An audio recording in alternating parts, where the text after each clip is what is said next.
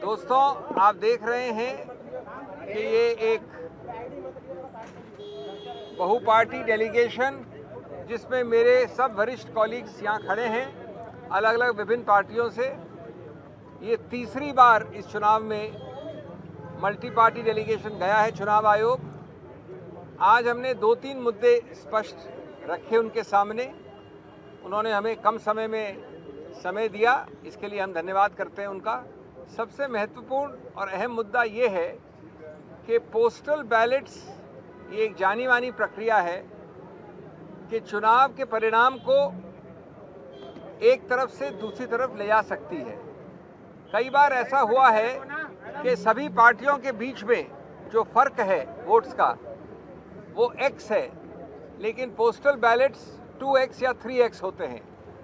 यानी postal ballets निर्णायक सिद्ध होते हैं परिणाम के मामले में। इसलिए चुनाव आयोग ने एक जो रूल है, प्रावधान है, जो एक्ट के अंतर्गत रूल बनता है, जो स्टैट्यूटरी रूल होता है, कोई गाइडलाइन नहीं, कोई चिट्ठी नहीं, उसके अंदर कहा है अंतर्गत कि पोस्टल बैलेट्स की गिनती पहले ली जाएगी। यानी ईवीएम की गिनती के पहले पोस्टल बैलेट्स की गिनती ली जाएगी। ये रूल 54A में लिखा है स्पष्ट रूप से। इस बात को कई बार अलग अलग रूप से चिट्ठियों द्वारा और गाइडलाइंस द्वारा चुनाव आयोग ने दोहराया है।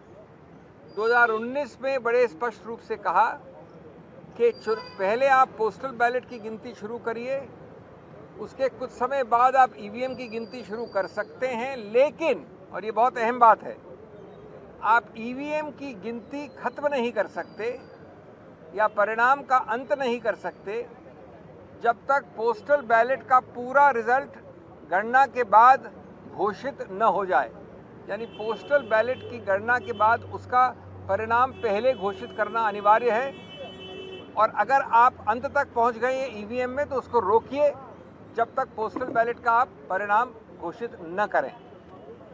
इसके बावजूद, और ये हमारी याचिका है, ये हमारी कंप्लेंट थी आज चुनाव आयोग से, चुनाव आयोग ने गाइडलाइंस द्वारा इस स्टैट्यूटरी रूल नियम को बदला है। वो नहीं किया जा सकता कानून में।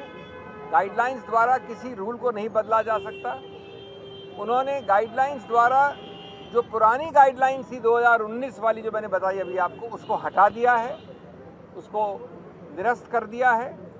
और इसका बड़ा सरल और सीधा परिणाम ये होता है कि ईवीएम की पूरी गणना हो जाए अंत तक, तब तक भी पोस्टल बैलेट की निर्णय की घोषणा करना अनिवार्य नहीं रहा है।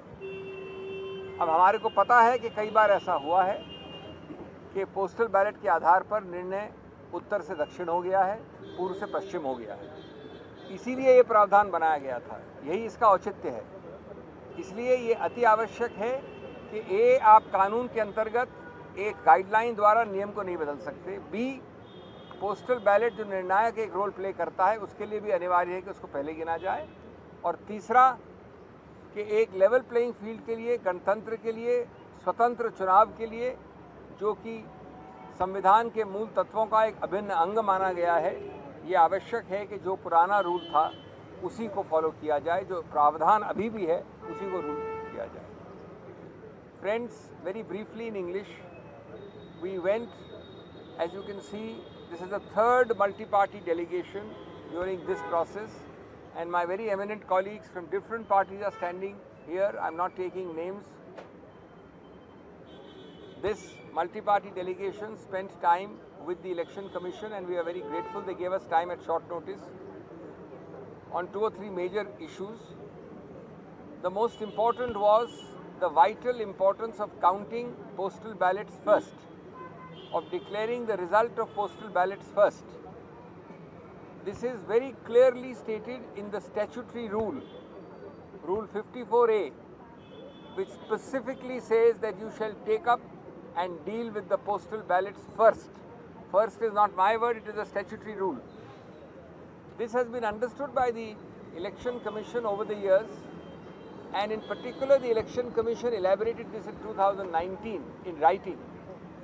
that even if you start the EVM counting while the postal ballot counting is going on, even then you shall stop the EVM counting if it has reached the end and first declare the postal ballot counting result. This is specifically reiterated in 2019 and other letters of the EC which we read out to them. Our complaint is that this statutory rule and this 2019 guideline has been given the go-by. The Chunav Ayog has now repealed this 2019 practice. The net result is that by a method of practice, EVMs can be counted, and if the EVM counting gets over before the postal ballot, it will still be completed. In other words, the postal ballot counting and result need not be declared first. This, number one, is a very grave and a clear violation of a statutory rule. Number two, you cannot change a statutory rule by a guideline or a letter. Number three, this is the understanding in the guidelines of 2019 of the EC itself, and that can't be repealed. And above all, number four, we all know that the total difference in votes between the two main contending parties in a particular area or even the whole state, let us assume it is X. The postal ballots may be 2X or 3X, outstripping that entire margin for the whole state between two parties. In other words, the result which is north can become south by the postal ballot supposed counting, or east can become west. It is therefore vital that the spirit which underlies Rule 54A, which cannot be amended or repealed, must be followed. There is no problem in stopping the EVM counting, even if it has reached the penultimate round, and first declare the postal ballot result, and then go on to the EVM. So friends, this is the main complaint. The two other complaints, one of them will be addressed by my friend Mr. Yechuri. It is to direct the counting officials to follow the existing guidelines. We are not asking for new guidelines, but unfortunately what is already stated in the guidelines is not being followed by the counting officers. Thirdly, there are issues which the SP, Samajwadi Party, has raised about officers in certain areas and other issues. They gave us a patient hearing and we are awaiting a strong action. Yes. Also on 17C, my colleagues raised issues. As you remember, we had led the earlier multi-party delegation on 17C also. Yeah. Now, Mr. Yechuri, want to add something?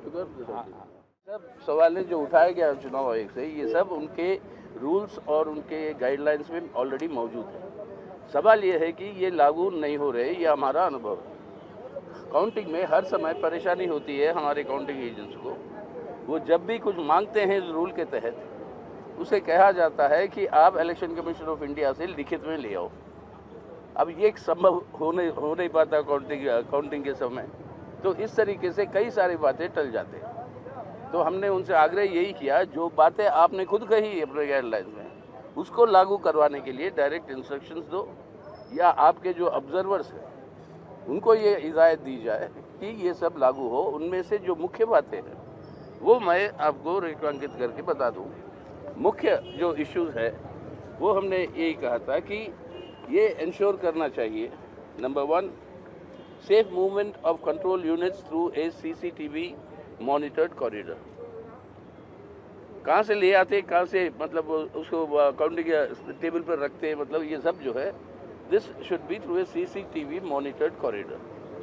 Number two, verification of the current date and time displayed on the control units. ये verification बहुत important है, क्योंकि जब तक ये verify नहीं होता वो ऑथेंटिसिटी आपको नहीं मिलती कि ये वही कंट्रोल यूनिट है जो वहाँ से आया पोलिंग बूथ से, ये बदला नहीं गया। तीसरा, confirmation of the start and end time and date of polling and date of voting process in the counting agents. वही उसी मशीन से जो आता है data, that has to be confirm कि कौन से डेट पे उसको शुरू हुआ, ताकि चुनाव का डेट, चुनाव का शुरू होने का समय, अंत होने का समय, ये सब जो है रीचेक करना ज़रूरी है काउंटिंग शुरू होने से पहले। इससे आगे हमने कहा कि ये सब जो स्लिप और टैग्स और कई सारी चीज़ें जो होती है जब आपका EVM सील होता है, ये सब जो है सबको वेरीफाई करके दिखाना चाहिए सबको और सब काउंटिंग एजेंट्स को, और जो उसके आधार पर दैट कंट्रोल यूनिट का रिजल्ट प्रेस करने के बाद, कंट्रोल यूनिट के रिजल्ट के लिए आप बटन प्रेस करने के बाद वो डेट ऑफ द पोल को रिकन्फर्म करना कभी होता नहीं, that has to be ensured.